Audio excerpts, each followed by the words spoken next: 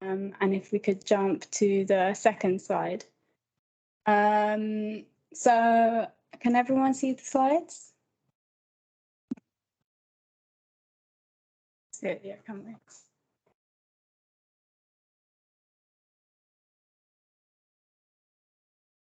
Yeah, and just notice that we will be recording this session. I hope that's okay with everyone.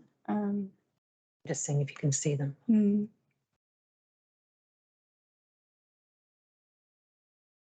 I can begin it. No, people can't see them. Okay, well, I'll begin. And if the slides come. Right. So firstly, it's important to set out the scope of this report. There we go. And I think its scope is partly what makes it quite an interesting and an original piece of research, because it focuses on 6 different racialized groups. But before I go on to list the groups, I'm just going to provide a brief definition of the word racialized and explain why we decided to use this term. So we define racialized people as those who are subject to racism and who are also subject to the complex process of racialization, which briefly is the complex process through which societies construct races as real, different, and unequal in ways that matter to economic, political, and social life. And the last thing on this is that we chose to use the term racialized as we thought it best reflects all the different groups with which this research is concerned.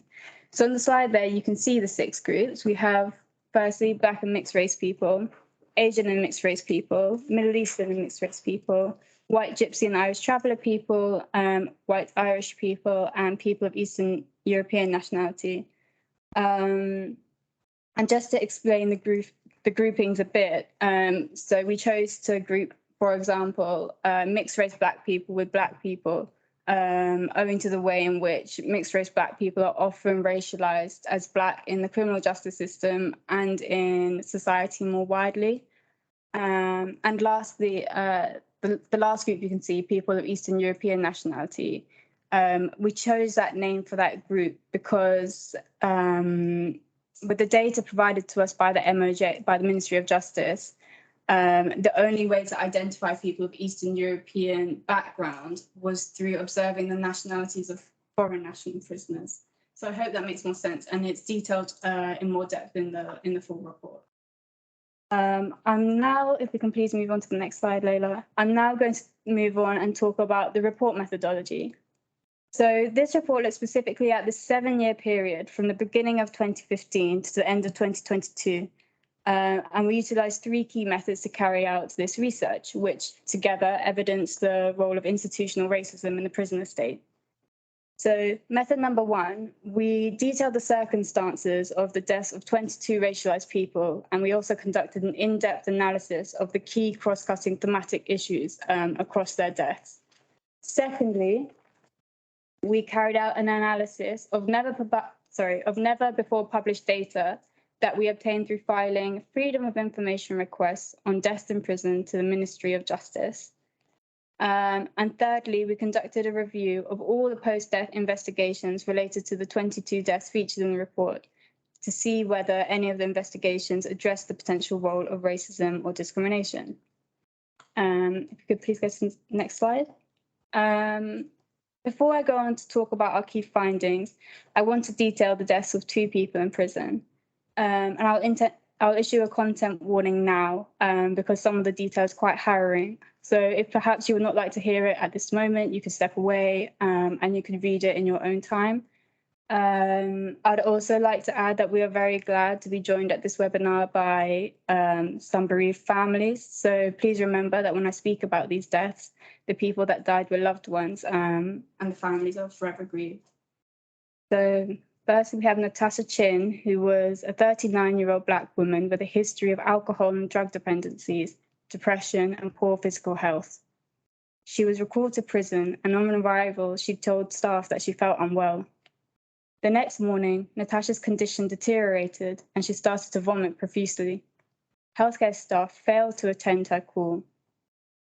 By the evening, Natasha had been vomiting for 9 hours.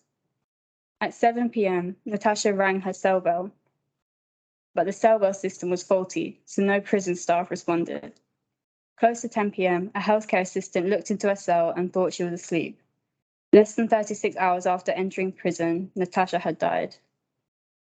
Her sister said, following the inquest, "As a family, we have been shocked to learn of the inadequacy of the care provided to her and the fact that prison staff and management could have prevented her untimely death."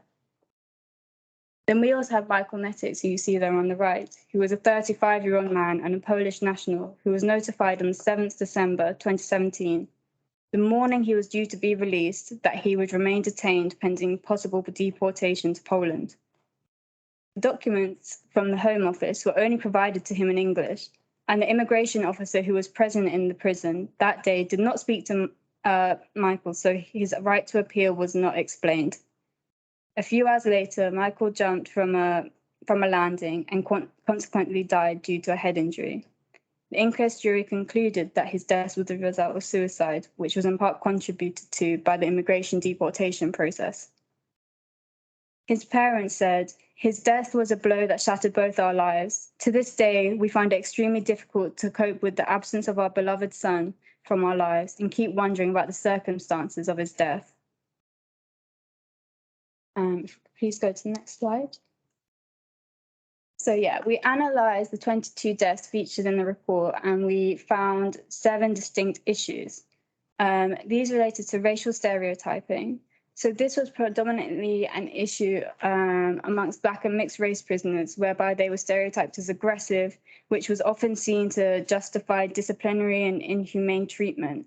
And it also gave rise to a culture of disbelief. So when they were in their most vulnerable moments, they wouldn't be helped at all. We also then have the inappropriate use of segregation, again, mostly an issue for Black and mixed race prisoners. So this relates to their poor treatment in segregation, as well as inadequate assessments prior to being segregated and whilst in segregation. We also identified the neglect of mental health, which was a defining feature amongst many of the deaths.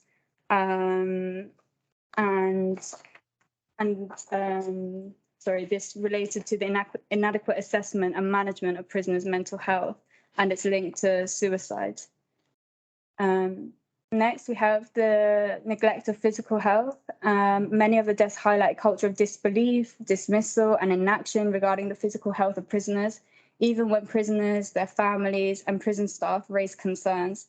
And it just allowed for their physical health to worsen to the point of no return, essentially. This was a particularly troubling issue that surfaced. The bullying and victimization, again, predominantly an issue amongst Black and mixed race men. And what was particularly concerning was that in some of the cases, the prison or the families alerted other prison staff that this was an issue and no action was taken. And actually 2 of the men who were bullied took their own life, whilst another died by homicide. The hostile environment as well was the 6th issue, and the cases, particularly of Eastern European men, as with Michael Netix, showed how the possibility of continued indefinite detention and deportation and of notice of this, especially combined with its untimely and poor delivery, has harmful effects on mental health and can increase the likelihood of self-harm and self-inflicted death. Lastly, we have the failure to respond to warning signs. So across many of the deaths, for example, emergency cell bells, which are meant to be responded to within 5 minutes, were either not responded to at all or were responded to with severe delays, which contributed in some way to the death. So those were the 7 distinct issues. If we could please go to the next slide, and I could talk a bit more about data. So before I get into this graph, I will just say that the important thing to say about data is that unlike deaths in police custody, the deaths of racialized people in prison are not disproportionate. And this could potentially be attributed to, in part, by the differences in the average ages of racialized groups. So, for example, in prison, a high proportion of older prisoners are white, whilst a higher proportion of younger prisoners are Black and minority ethnic. And this could explain in part the reason for this. However, what we did find was more nuanced findings. So, for example, you can see on this graph that the highest percentage of self-inflicted deaths occurred amongst those of Eastern European nationality, and of white gypsy and Irish traveller people, as well as mixed other people. Yeah, and you can also see that the percentage of homicides is highest amongst people of Eastern European nationality. And there's a lot you can take from this graph, but I will leave it there for now. Our other key finding was that all racialized groups died at younger ages compared to the white group. This could be in part, as I mentioned, to the differences in the ages of the prison population. But yeah, that was our finding anyhow. And if we could go to the next slide, please. Yeah, so as I said, we analysed all the post-death investigations related to the 22 deaths of racialised people. So this included records of inquests, prevention of future death reports, and prison and probation ombudsman investigations. And we analysed all of them, and we found that none addressed the race or ethnicity of the deceased person, nor the potential role of racism or discrimination in the death. And we think that that is a huge finding. It's not surprising, but yeah, huge finding. And I would just say that in a nutshell, our report concludes and reinforces INQUEST's long-held assertion that the deaths of racialized people in prison are amongst some of the most violent, contentious, and neglectful of all deaths in prisons. And that the failure of post-death investigations to address the potential role of racism or discrimination contributes to a failure to prevent future deaths. Maybe you can come up the slides now.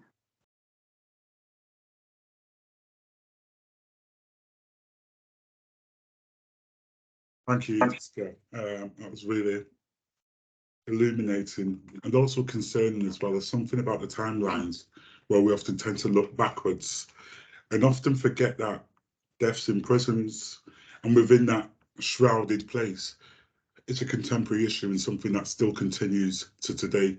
And I guess that's why I'm extremely thankful for and to INQUEST as well for continuing to raise this issue and to raise this question. It also reminds me that we need to remain shocked when we hear these things, because we often become acclimatized or almost used to the notion of language of deaths in prisons. But there's something shocking about what has happened and what occurs with those individuals, and in particular racially minoritized people within prisons. So again, I'm thankful that you're raising these issues and raising these questions, and hopefully we can see within the chat that there are a number of other questions that are being raised by people attending the webinar. So thank you very much for that.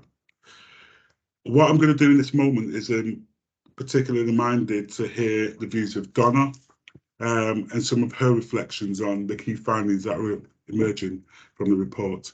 So Donna.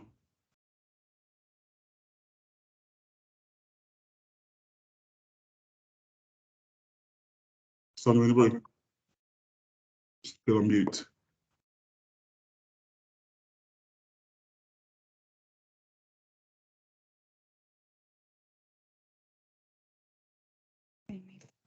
Restrictions. Yeah.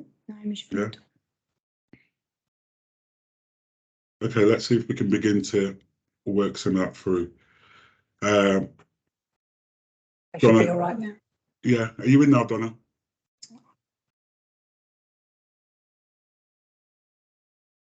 No. Just while we're waiting for Donna to come in, I've got a quick question that I could ask whilst we're just sorting that out. I'm going to point this to you, Jessica, but I'm particularly interested in what role did families play in this piece of work and in this research?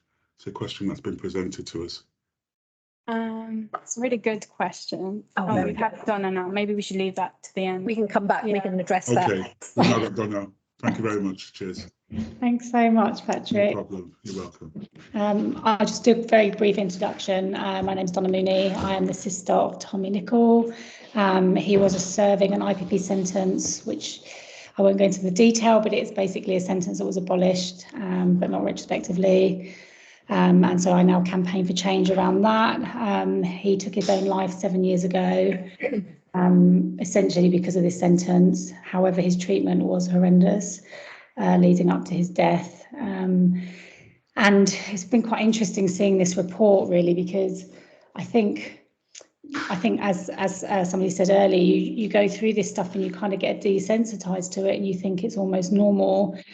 And then you read things that people present and realise that actually it's not, and it's actually quite shocking. And to some degree, it's nice to have that acknowledged.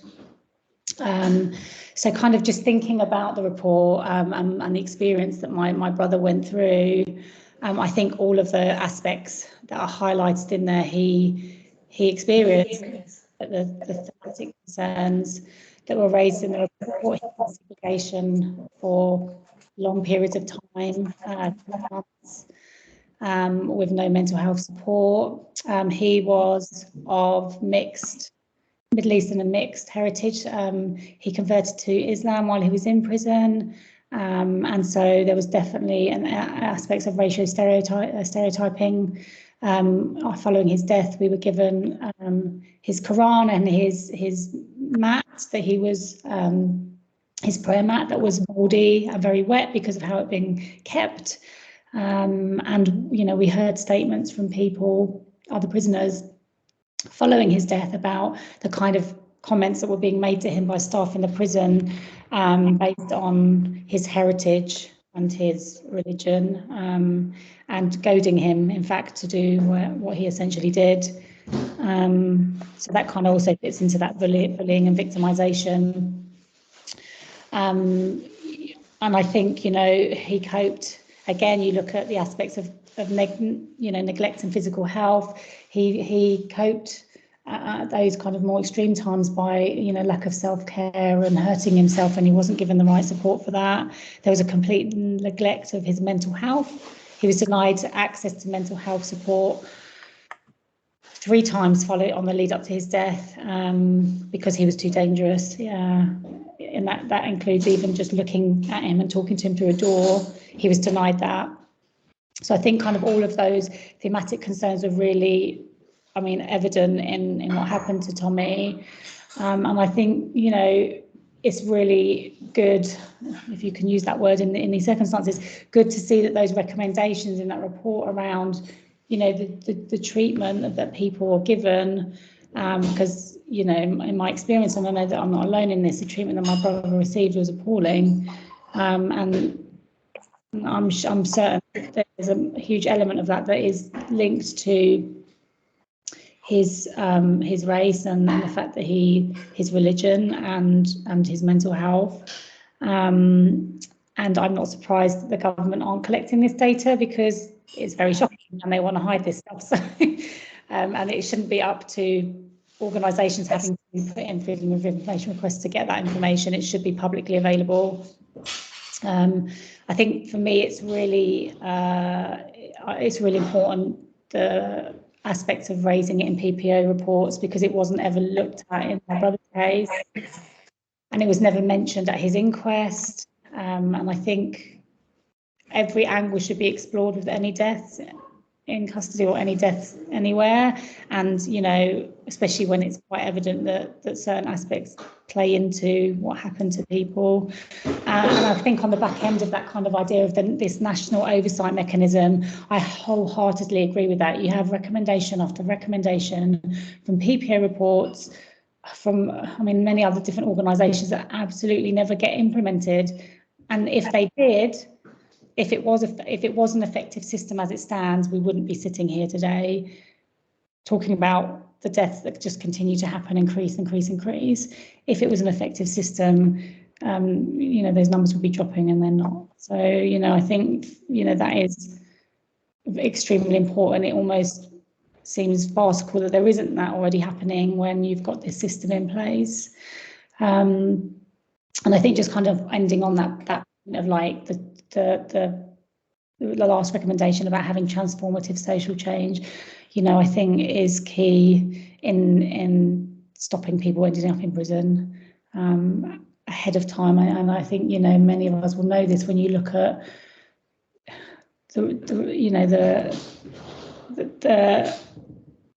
the heritage and the backgrounds of people who are being expelled from schools at a very young age. That feeds into where people end up, which is why we end up with a prison population that is so heavily weighted with people from certain groups, you know, society. And so, I mean, yeah, that's a really important factor with stopping this from happening, and fixing it before it gets to a point where people end up there, and essentially for many of us end up, you know, dying. So I just want to say thank you for doing this report. I think it's really important, and you know, these sorts of things help shine a light on things that just go unnoticed and the government want to go unnoticed. So thank you.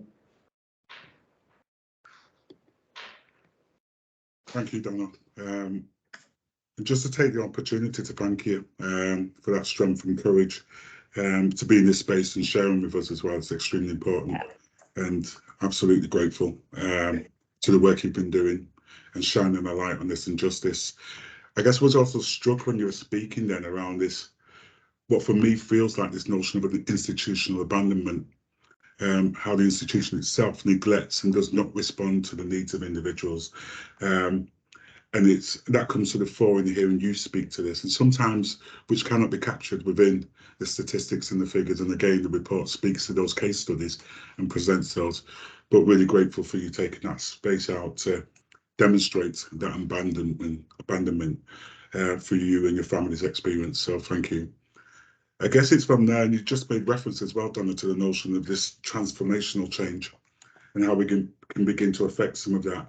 I guess it's with that in mind as well. I probably want to hand over to Deb now to begin to think about the key findings that are emerging from this report, but also the strategies for moving forward and how we begin to take some of this forward. So, in this moment, I'll hand over to you, Deborah, and we can go from there. Thank you. Great. Thanks. I mean, I first just want to give a big shout out to Jess and those in the INQUEST team who've produced this report, which is not only really compelling, but I think deeply concerning. And a particular thanks and respect must go out to the families that contributed to this work, but also have endured the processes that have given us some of the evidence that we've used both directly in the report, but also to formulate some of the investigations, some of the recommendations. And I think what's important about the report is that it is evidence-based and it draws on our model of working, both in regard to statistical monitoring, which we use to try and draw out some of the thematic issues, but also the direct casework with families, supporting families through the post-death processes, and the vital role that families play and their legal representation at INQUEST plays in actually shining a light behind closed prison walls and trying to actually scrutinise how people in the care and custody of the state are both treated but also failed. And I think it's the human stories behind the statistics that really do give us that incontrovertible evidence about the failing on the part of the duty of care of prisons, and really damning evidence about human rights abuses. And I urge you all to read those human stories, because they really do illustrate a lot of the issues that Jess and Donna have already spoken about. And we produce these reports in the hope of influencing, trying to impact on learning, prevention and accountability. And the first recommendation concerns the data. And it's absolutely unacceptable that an NGO has to fight to get information that, of course, should be in the public domain in any event. By utilising the FOI process, we've exposed the absolute appalling nature of the prison data on who is dying. And of course, without scrutinising who is dying and how they're dying, just renders those issues invisible. And we know all too well about the racial and ethnic inequalities in health that have been most recently shown with COVID deaths. But I think with the context of prisons, it also speaks to the well-documented concerns about mental and physical healthcare in prison and those cultures of neglect and in particular disbelief. We've also heard Jess talk about the failure of post-death processes to examine or even consider the impact of racism and discrimination in any of the PPO investigations, coroner's inquest or PFD reports. And of course, if you start an investigation and don't look at racism and discrimination, then it's very unlikely that it will ever be considered as part of the scope of the inquest and, of course, feature in the prevention of future death reports. The annual report of the PPO was published yesterday, and whilst it made an observation on foreign national people in prisons and the lack of interpreters and failure to acknowledge prisoners' concerns about their immigration status being a potential risk factor for suicide. Otherwise, from what I can tell from a cursory look at it, it remains silent on the question of race or discrimination. And of course, what that does is it renders racialised issues invisible, and the opportunity there is lost to acknowledge or address the impact of this on the treatment and care of people in prison and, importantly, police culture and practice. How can you possibly address an issue without scrutinising it? And I think that what this has done is it's contributed to an acute lack of knowledge and research about the relationship between structural racism, state violence and neglect in the context of prison deaths. And this informs our next two recommendations and kind of lays down a challenge really to the prison service, to government, to healthcare services, as well as those who investigate, inspect and monitor prisons to address this silence. In the short term, we need more focused investigation, oversight and action on these issues, which meaningfully considers the race or ethnicity of those who die in prison, as well as considering the potential role that racism or discrimination has played in their death. And this, of course, should inform the monitoring and inspection and oversight bodies, such as the Prisons Inspectorate, monitoring boards and the Care Quality Commission. Our next recommendation that Donna has flagged up is about the repetitive and persistent nature of failings that are identified in the human stories in this report, but also felt across all of INQUEST's work on deaths in custody and detention. And that is about the unacceptable death toll, particularly within prisons. And I completely agree with comments about how this has just become accepted. It's become normalised. And yet behind every statistic, we know of the families of those left behind. And as we've illustrated in this report, the evidence that has come out from scrutinising what happens to people in the care of the state. The lack of action on the recommendations that come out of investigations and inquests is very clearly leading to preventable deaths. And ministers repeat those empty words that lessons will be learned, and yet recommendations of the PPO, coroners, prison inspectorates are being systematically overlooked and ignored, which of course also speaks to a shameful lack of state accountability and impunity. And I think it's important to acknowledge the impact of families who learn about another death in similar circumstances and the traumatic impact that has on people who engage in these processes in the hope that something will change. There is no oversight of any of these recommendations nationally and no mechanism to follow them up. And so we are campaigning for a national overarching mechanism to ensure learning, prevention and accountability, and a body that is tasked with the duty to collate, analyse and monitor and expose the implementation of recommendations arising from post-death processes. And just in a final comment, I just want to just speak a little bit about our final recommendation. Because whilst enhanced accountability is important, as I've said earlier, what families tell us over and over again is that they want action and change to prevent the same thing happening to another family. And this is about transformative change and a social justice and racial justice agenda that prioritise meeting people's needs rather than the ongoing reliance on punishment and prisons. As we have said in our report, the decision to imprison the 32 people mentioned in the report ended up for them being a death sentence, like it has with the hundreds of other people who die in our prisons every year. Our report starts with the brutal treatment of Black prisoners restrained to death in the 90s. It talks about the seminal Zahid Mubarak inquiry. It talks about the Lamy review.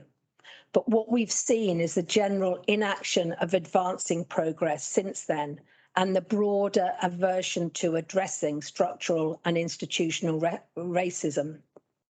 We've got to stop seeing prisons as the panacea for all social problems. Why is it that there's always money for policing, for prison expansion, and not for community services?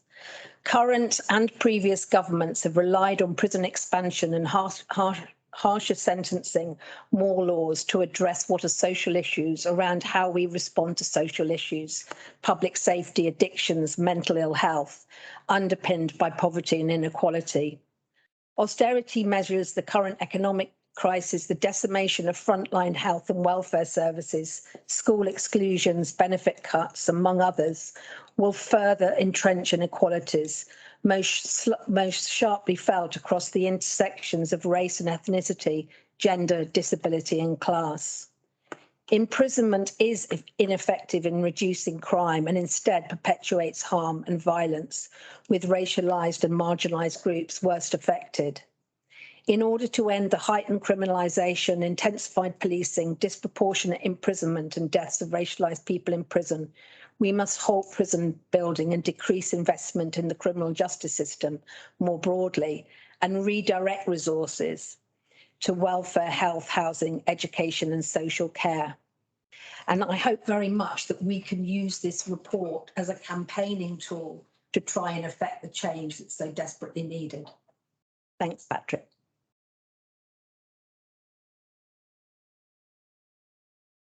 Thank you very much, Deborah. And that's really insightful, really powerful, and really moving as well. And also offers a clarion call in terms of strategies and ways in which we need to almost shift away from this reliance upon prisons as being more harmful for those individuals who are entered into those spaces. We've got 20 minutes left, and I do want to finish on time for those individuals who may need to run back into the office or alt and tab back into work. So what I'm going to do is I've magically managed to pick up a couple of questions, 2 or 3 questions, which I'm just going to lay to the panel, and if you could indicate who may want to pick up the questions, that would be really helpful and really useful.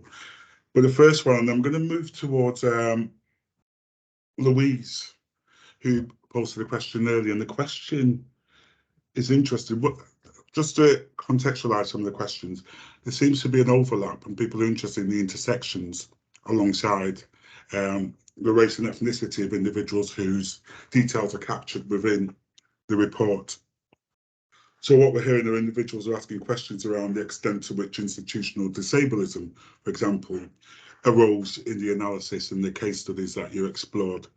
And similarly, individuals are asking questions around the intersections of religion and religiosity, and in particular a focus on Muslim people in prison and notions of Islamophobia. So I wonder if you could both, I'm looking at you both there, Deb and Jessica, if you could begin to think about maybe those intersections of institutional disableism, but also Islamophobia. I know Donna also made reference to this when she was speaking around the role and centrality of Islam. So yeah, I'll go with you, Jessica. Yeah. Okay. Yeah, no, intersectionality was a huge part of the approach that we took in this report. So we didn't want to just look exclusively at the race or ethnicity of the person, but, you know, also their nationality, their gender, whether they had a disability, etc. So firstly, on disability, I think you see the kind of double discrimination at play of race and disablism in the case of Tyrone Gibbons, and I think Tyrone's mother might be here.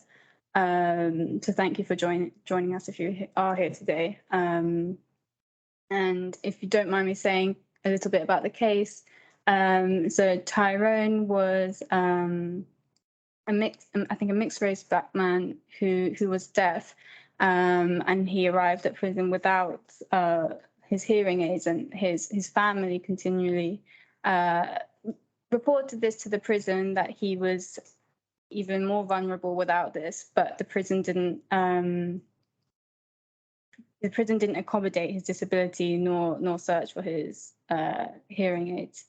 And I think if you read more about that case, you can see really how his family and him were both dismissed. And so, yeah, so we included ableism in that way in the cases.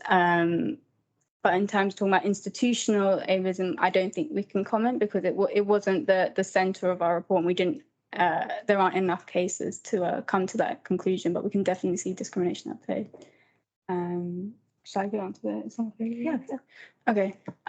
In terms of Islamophobia, so Deb already mentioned the case of Zahid Mubarak, who was a Pakistani teenager, Muslim, who was murdered in 2000 by his cellmate, who was a known racist, who said he wanted to commit the first murder of the millennium, and that death precipitated a lot of investigations and essentially led to the first, landmark ruling of institutional racism in the prison estate.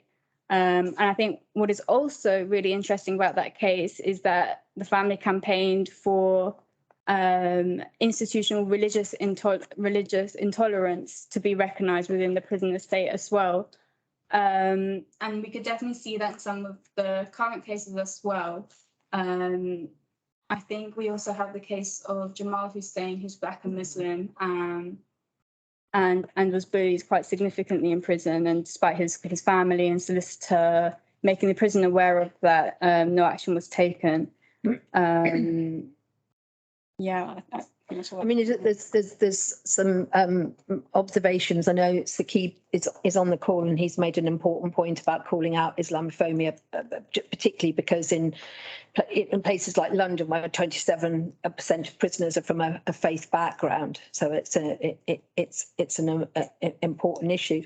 Just talking about the issues around intersectionality, but also disablism. And of course, we do a lot of work across the different custodial settings around particularly the impact of mental ill health, and just the shocking treatment of people across the prison estate who have mental ill health, but also learning disabilities and autism, which is often overlooked. And I think, in looking at all of these issues, it is about shining a kind of intersectional lens on this. And I think we've attempted to do that both in this report, but in other reports that we've done around prison deaths in particular. I don't know if you've got anything to add, Patrick, obviously, because you're part of the panel as well. So, do chip in. Thank you for throwing that back at me. I guess what I will do is come back maybe a little later on, because there are a couple of other questions that are probably linked with that, and I'd be interested in maybe some views around some of that as well. And there's been a conversation within the chat around the relationships between, in particular, a focus on brain injury and neurological issues, and the extent to which that may be a feature within prisons, and a high proportion as well of men who have experiences of brain injury, which again is flagged up in the chat. Any views on that? Annabella Landsberg, yeah, well, she's included in the report. Mixed race black woman. I think she had brain injury as a result of a TB diagnosis. And she was often put in segregation because of her supposedly challenging behavior. And she was restrained on the floor of her segregation cell and left there for 21 hours unaided. And prison staff refused to believe that she was unwell, and actually one nurse threw a glass of water over her. So you can see how in the prison environment, you know, these very acute vulnerabilities, it goes much further than their needs not being met, that it's just inhumane treatment, which can contribute towards their death.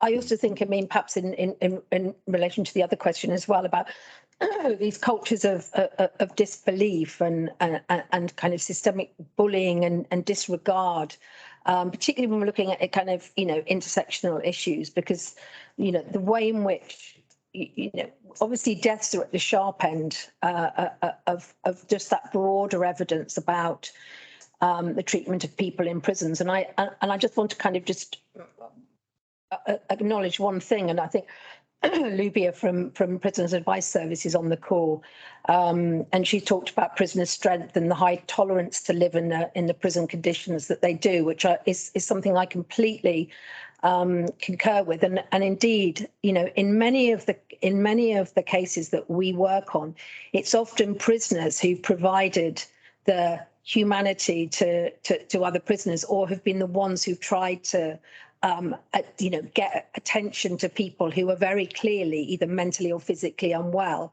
And that's something that we see time and again at inquests. I mean, I think Donna might well have some observations, particularly regarding the previous question, just on the issue of brain injury. It's certainly something that we looked at in more details as part of our involvement in the Harris review that looked at young people in prison, and also some other work that we were funded to do by Barra Cadbury, who've looked in more detail about the impact of brain injury and particularly in regard to the criminal justice system. Thanks for coming back in. Thank you for that, both of you, and thanks for coming back in, Donna. Do you just want to speak to the comment you put in the chat for us? Yeah, I mean, it's really interesting, kind of this idea of brain injury. I mean, I think, first of all, I think it can often be unseen, which is always a bit of a problem. And just in my own experience with my brother, not necessarily brain injury as we'd probably always interpret it, but the effects of childhood trauma on people's brains and how they react or how they manage with things or how they cope with things, and how that can kind of come out later in life. And particularly for him, we had a psychologist give some evidence at his inquest where he talked about you know, his experience in prison was re-traumatizing him. So the trauma that he experienced as a child came, you know, it was almost re-triggered by the experience he had in prison, and so therefore it had an even further detrimental effect on his mental health, because it wasn't just dealing with that trauma at that moment, it was dealing with the trauma from the child, you know, from his childhood, you know, and as an addition to the one as an adult, and how that then led to kind of a catastrophic, you know, impact on his mental health. And I mean, that definitely was not acknowledged in any shape or form in his treatment at all, pre his death and post his death even. So, you know, so I think it's a really important thing to think about, because it's not something you can see, but it's there for many people. I also think what you've just said, Donna, about how the system itself re-traumatizes, it's such an important point there, and indeed induces mental ill health. I mean, I think that some of the work that User Voice did around the impact of COVID, and, you know, just reinforcing those, you know, that the impact of isolation and just the brutal way in which people were just, you know, neglected and isolated, and the impact on mental health has been really important.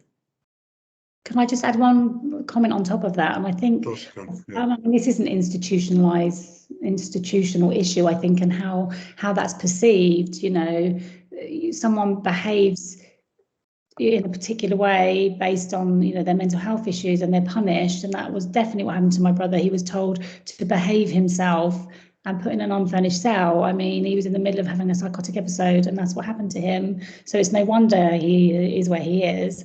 And I think it's that kind of perception of what mental health issues are, and also this institutional idea of compliance and kind of misbehaving. Actually, someone's not very well, and I mean that probably goes back to also, you know, people's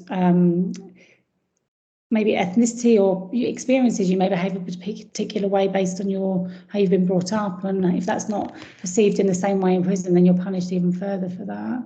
Absolutely. I think I'm sorry. Sorry there, because I'm conscious of the time as well, and there's something about the interconnectedness, isn't there, around these themes that are emerging here. So we're getting questions, for example, around mental health and how should we be responding to, or what tangible actions can we take to respond to the mental health needs of individuals within prisons. And then we're hearing this in relation to the trauma of being in prison. But I also wanted to, and I guess this is probably the final question, and maybe it'd be really interesting in each of the comments, is the centrality to the trauma of racism and institutional racism.